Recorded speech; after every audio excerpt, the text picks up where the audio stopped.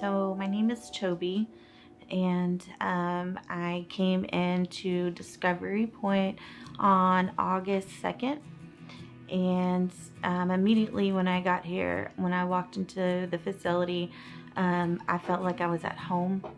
I didn't feel like I was walking into a rehab at all.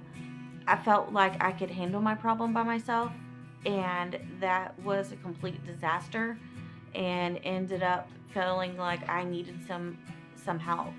And when I called into the facility, um, when I was talking to the missions team, there you go, they they were very understanding, and you definitely can relate to them.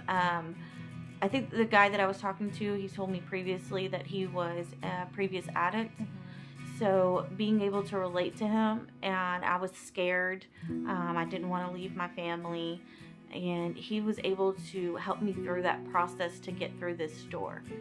I was a binge drinker. It's not where you drink every day, it's where you take several days, and my days were 3 to 7 at a time. And I would completely drink every day till I blacked out. There would be days I was missing, times I was missing, waking up and not remembering what happened the day before. Being so lost, being scared if I had, you know, got mad and broken something or yelled at my husband, and not knowing that. And that's the scariest feeling for me. And so being able to, I ended up on a bench, and actually lit my house on fire, and broke a gun cabinet in our house, and dented up a a truck that I didn't even remember doing until after I got here. My husband said something to me, and I was like, "Why did you need a dent puller for?" He's like, "You don't remember?" And I was like, "No, I have no clue."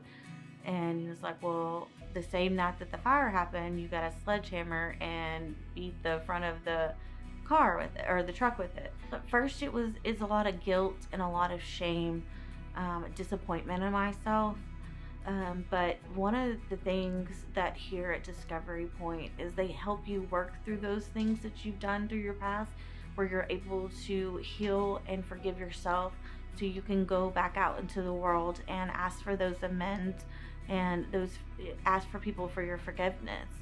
And being able to do that is amazing. And being able to do that and know that we're in here and we've been solely working on ourselves, and we know that the outside world is still going. My husband's still living his life, taking care of the kids, going to work, but so I'm able to heal and present that to him. Well, he's not done healing. He hasn't had time to work through it. We're not on the same timeline, which is, you have to learn to be okay with that. And I was taught here how to be okay with that, and be okay to wait for that amends for him, and be here for him when he's ready to, come to me about all the things that I did in my addiction. What I like to go by, something that I learned here, is we're in here and we have changed, but as soon as this is our security bubble. So as soon as we walk out of here, we have to realize that the world hasn't changed. My husband hasn't changed. My kids haven't changed. My job hasn't changed. The coronavirus is still here. So everything is still like it was when we came into here, but we're leaving a new person. So it's our job to learn how to deal with all those new things, or all those things, with our new ways. That a lot of us have apologized for what we've done in our addiction. But to this point, our words aren't meaningful anymore. It's our actions, and being able to show those improvements with our actions versus our words. So about 2 years ago is when I kind of fell off the deep end. I had a serious case of postpartum, and started drinking more and more and more, to the point that I tried killing myself, and ended up, my husband found me in the yard bleeding out, and that was a big reality check then. But I wasn't ready for help, and that's the world of difference, is being forced in here versus you wanting to come. And with my kids, they've watched me pass out in the yard, in the back of the car. Growing up, I have driven in the car drunk. Just my anger gets way out of control. The hateful things that I've said to my husband while drinking, and just the actions that I've done with him, physically, mentally, is horrible. And I know now that I'm not that person. That was an illusion of myself, and being able to be clear-minded and live through all that, and make amends to all that. But as it affects them, coming in here, my two oldest, which are 13 and 10, I set them down before I left, and I was like, okay, mommy is sick.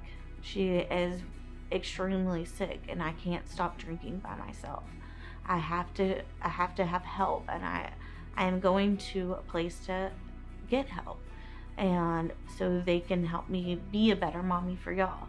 And all those horrible things that I've done around you guys, they're not going to be in any more of those actions. And even my 10-year-old, for her birthday, her 10th birthday, she told me the only thing she wanted was for me to stop drinking. And not being able to do that by myself, that's when I really began trying, and I tried by myself from then on. And I did good for a little while, but then I fell off the deep end because I didn't know what tools I needed. I didn't know how to deal with all that. And I've had trauma in my past before I even met my husband now, and I didn't know how to deal with those things. I thought I dealt with those things, but it wasn't true. I dealt with I was molested when I was a kid. I've been raped twice. I was in an abusive marriage for 5 years, and not knowing how to process all those things, and I was just burying it, and then not dealing with my problems in my new marriage, and carrying that over from my old marriage, and it just caused more and more, and they're getting those effects from them, from things that they had nothing to do with. And I'm honest with them through my addiction, because I feel that, yes, this is a lesson that they can look into, versus of them having to experience it. But I also tell them, we all mess up. We're all human, but that doesn't mean that we have failed. That just means that we're able to pick everything back up and move forward and make ourselves better from the things that we've done. You have to be okay with yourself to be able to walk back into that and have that self-confidence and have that self-security. And that's something that I was able to regain here.